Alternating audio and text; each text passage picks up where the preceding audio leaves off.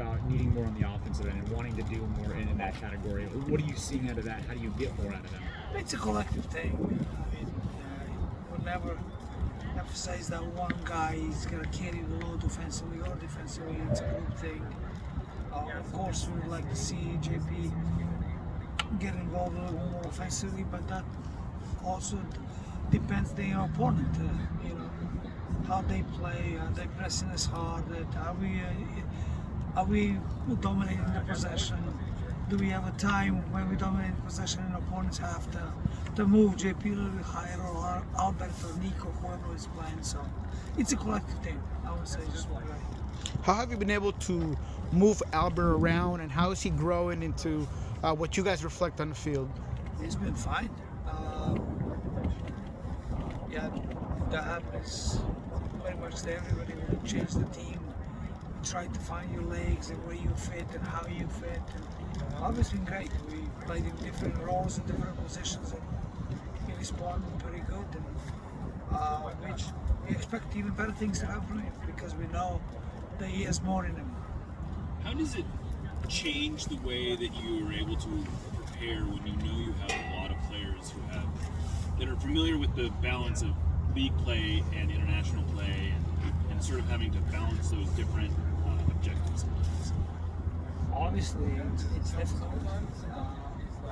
We will not see our international players until we arrive in Minneapolis, and short window, day and a half of preparing them, to get them up to speed what we're trying to achieve in Minneapolis.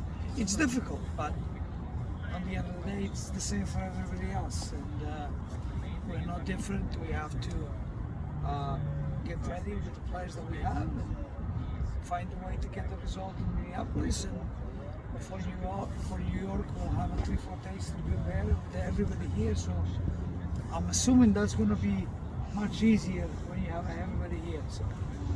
Preki, Raul is such a talented player, but how do you work him into the game, and what do you work on a striker as he gets back into rhythm? I mean, we all know Raul is a very important part of our team, and for him, it's more right now of getting him up to speed and not to risk it. So that's going to be obviously conversation within the staff and within the players, how we attack that. But you don't want to lose play like him in the long run. We just want to be smart. If it makes sense to play 10 minutes, 15 minutes, 30 minutes, we'll decide when the time is called on.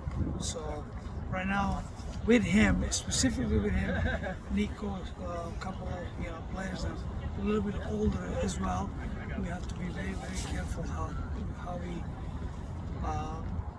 we give him minutes. Preki, Were you able to see Cameroon's game yesterday, Nuhu, and yes. What are some of your thoughts about that? Well, incredible story for Nuhu. He played last 30 minutes of the regulation, extra time, and great to see one of our players. I mean, obviously today, hopefully, a couple more will get over that bridge into World Cup. So we're excited for him. Hopefully he'll come back and he'll be in a good form for the rest of the year for us here. Can you talk a little bit about his journey, and what you've, from your perspective, what you've kind of seen from him, all the way up to being on this stage with this? Well, I was not here when he first arrived, so I really can't tell you how was he when he got here.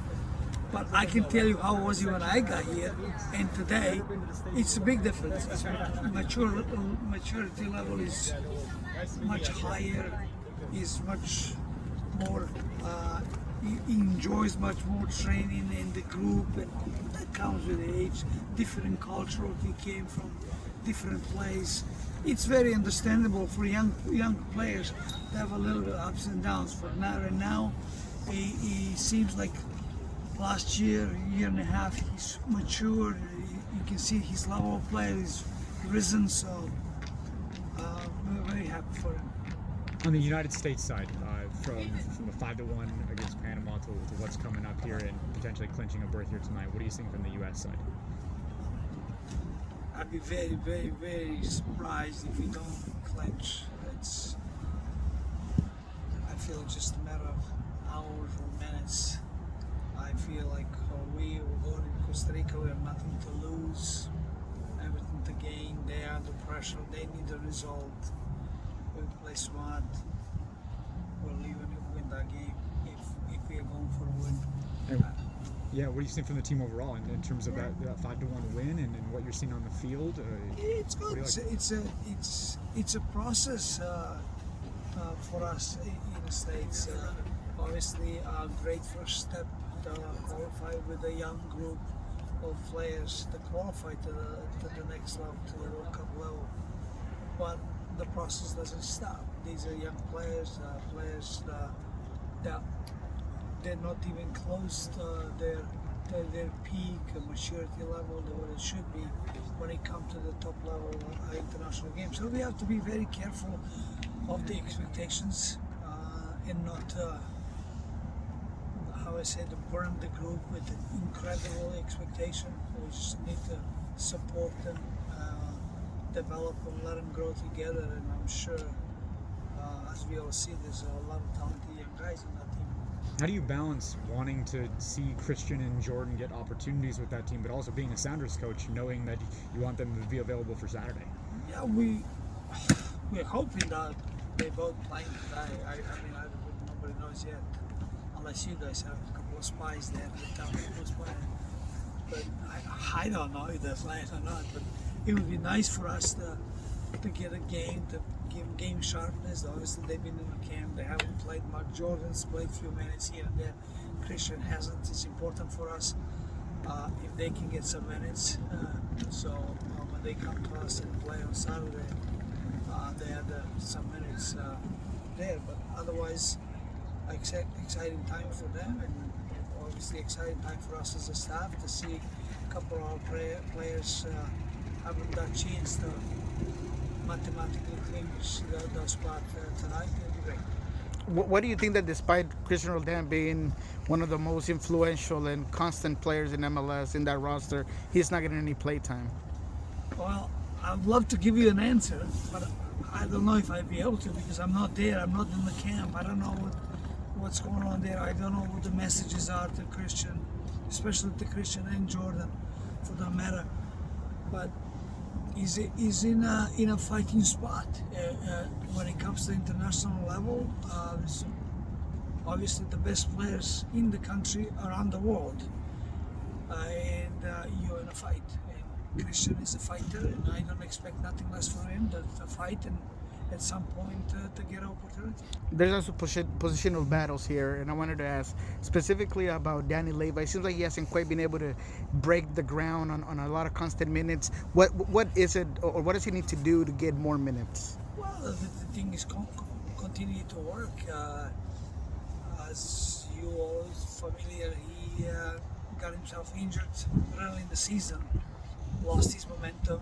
A couple other players stepped in, got more minutes, but the minutes are always there. It's what do you do in training, make sure that you apply yourself every day, and when your opportunity comes, that you're ready and you